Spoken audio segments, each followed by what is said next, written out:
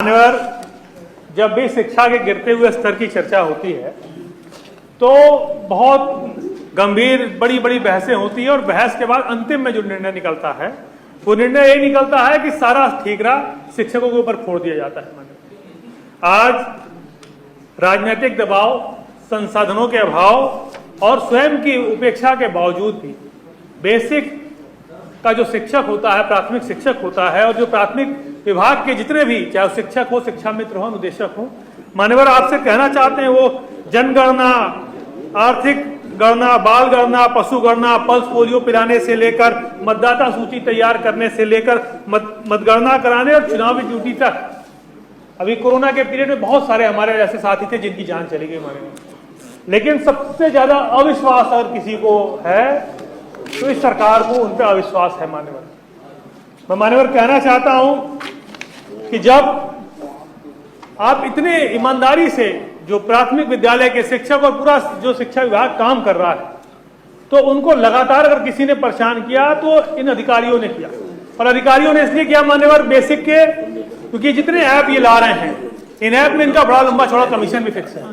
आपसे कहना चाहते हैं, अभी ऑनलाइन अटेंडेंस की बात चल रही थी, खराब मौसम, खस्ता हाल सड़कें, यातायात के साधन अगर नहीं ठीक से मिल रहे हैं तो इस अब हर एक ऑनलाइन उपस्थिति की प्रणाली को समाप्त किया जाना जनहित में, शिक्षक के हित में बहुत ज्यादा आवश्यक है। साथ ही साथ उत्तर प्रदेश राज्य कर्मचारी नियमावली 1956 और बेसिक शिक्षा विभाग परिषद नियमावली 1972 के संशोधित 1982 के विरुद्ध है।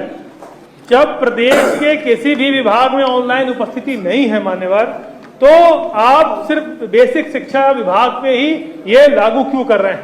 परिषदीय स्कूल में 14 वर्ष से कम आयु के बच्चों की फोटो युक्त उपस्थिति बाल अधिकार अधिनियम के भी विरुद्ध है मान्यवर। और ऐसे नियम विरुद्ध कार्य आप प्राथमिक के विद्यालय के शिक्षकों से कराना चाहते हैं, ये सरकार कराना चाहती है मान्यवर, इसके खिलाफ हम सब लोग हैं। मैं साथ ही साथ मान्यवर कुछ मांगे उनकी हैं, आप शिक्षकों से काम कराइए, शिक्षक काम करने को तैयार है, और आप बस उनके कुछ मांगे हैं कि शिक्षकों के लिए 15 CL और 15 हाफ CL की व्यवस्था की जाए, 30 वर्ष प्रति वर्ष 30 EL दे हो, राज्य कर्मचारी का दर्जा उसको दिया जाए, कैशलेस मेडिकल सुविधा उपलब्ध कराई जाए, MDM।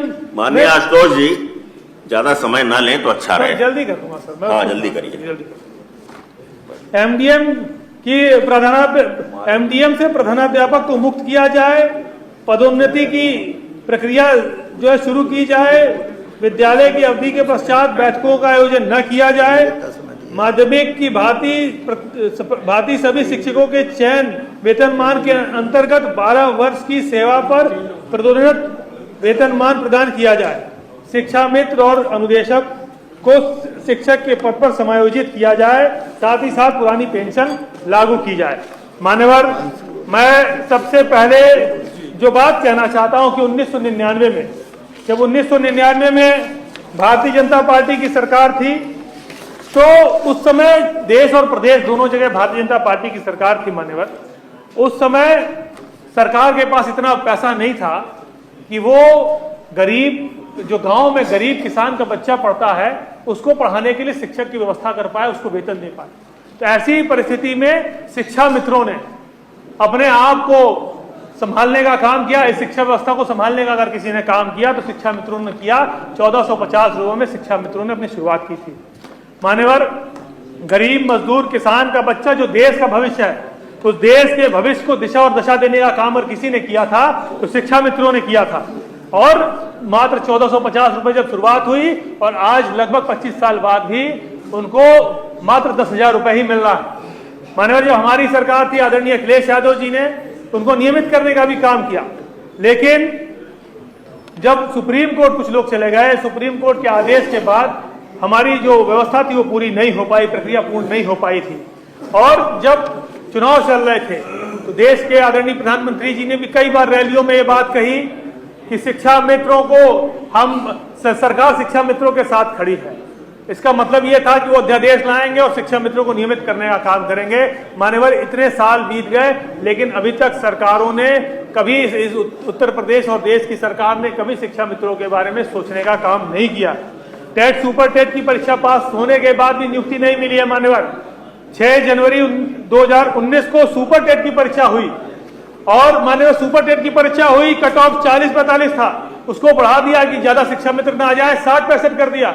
आप सोच लीजिए मान्यवर हमारे माननीय सर्वोच्च न्यायालय ने भी ये बात कही है कि कभी खेल के बीच में खेल के नियम नहीं बदले जा सकते, और आप समझिए कि एग्जामिनेशन लेने के बाद भी कट ऑफ चेंज कर दिया। इस सरकार ने शिक्षा मित्रों के साथ किस तरह से घोर अत्याचार सरकार कर रही है। वहीं बात मान्यवर बेसिक शिक्षा विभाग के हम अनुदेशकों की भी करना चाहते हैं। अनुदेशकों की बात इसलिए करना चाहते हैं कि आज प्रदेश के 27,000 से ज्यादा अनुदेशक मात्र 9,000 रुपए में अपनी सेवा दे रहे हैं। हमें और आपको मान्यवर ये सोचना होगा कि 9,000 रुपए में अपना गुजारा भत्ता कैसे करेंगे। कई बार हम लोगों ने स्थानांतरण की बात कही, स्थानांतरण के मुद्दे को लेकर सरकार को घेरने का काम किया। जब घेरने का काम किया तो एक बार तो स्थानांतरण कुछ लोगों का किया, एक लिस्ट तो निकाल दी, लेकिन उसके बाद सारी लिस्टें इन्होंने रोकने का भी काम किया है। अभी इन लोगों का कोई स्थानांतरण नहीं किया जा रहा है। मान्यवर, जहां एक व्यवस्था और अनुदेशों के साथ है कि 100 से कम बच्चे होने पर अनुदेशकों की नियुक्ति नहीं होती है, तो 100 से कम बच्चे वाली जो ये व्यवस्था है, इससे भी अनुदेशकों को मुक्त करने का काम सरकार को करना चाहिए। और सरकार से हम ये मांग करते हैं कि अनुदेशकों को और शिक्षा मित्रों को शिक्षकों के समान उनको नियमित करने का काम सरकार करे। और इसके साथ ही साथ जिस तरह से सरकार का ये भेदभावपूर्ण व्यवहार है, इससे पूरा का पूरा प्रदेश, चाहे वो शिक्षा मित्रों के साथ हम सब खड़े हैं और अनुदेशकों के साथ खड़े हैं। इसलिए आज की इस कार्रवाई को रोककर हम चर्चा कराए जाने की मांग करते हैं। ठीक, माननीय सदस्य मान सिंह जी।